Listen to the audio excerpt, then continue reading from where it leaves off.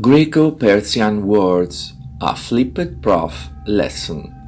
The first Greco-Persian Wars started with the punitive expedition against Athens and Eretria, the two towns that had supported Mileto, the town that was rebelled to the Persian rule, but in 492 before Christ, 20,000 soldiers of the ships of Darius I surprised by a storm that destroyed the entire fleet in the Aegean Sea. In 490 before Christ, Darius I organized a new powerful fleet that landed at Marathon, where the whole tyrant Hippias arrived with an Athenian army composed by 10,000 soldiers, almost devoid of reinforcement of other police, except for a little army for 1,000 men from Plataea. Miltiades and his troops attacked the Persian army in Marathon, and the Greek soldiers obtained a great victory. Pheidippides rushed for 42 kilometers from Marathon to Athens for announce the victory, and in these times it is still running the marathon race as did Pheidippides. 10 years later, in 480 before Christ, the Second Persian War broke out. Xerxes I, Darius' son, organized an army of about 150,000 men to avenge the defeat of Marathon in the First Greco-Persian War. In the Second Persian War, the Greek cities split into factions. 1.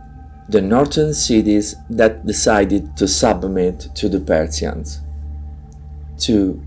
The other cities that decided to resist and in Corinth formed the Panhellenic League, commanded by Sparta and Athens.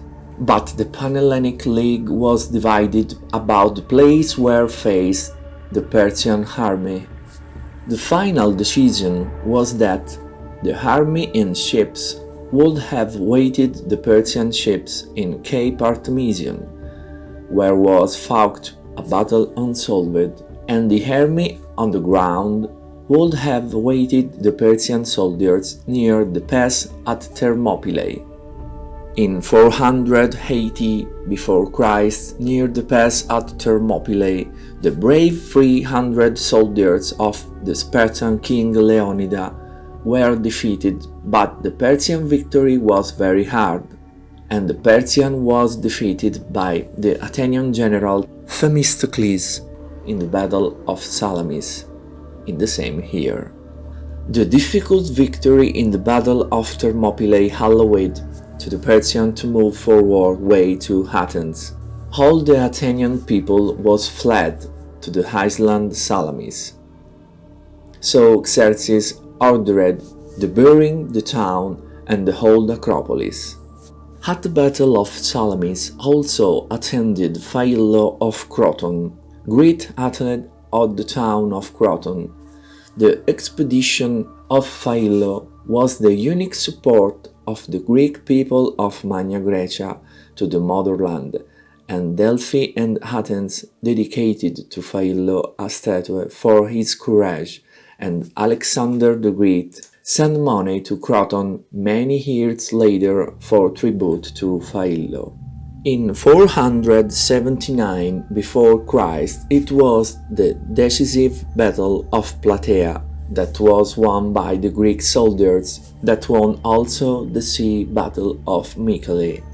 With these two important victories, the Greeks won definitively the Second Greco-Persian War. The final victory of the Greek soldiers was decisive and had important consequences in the humanity history.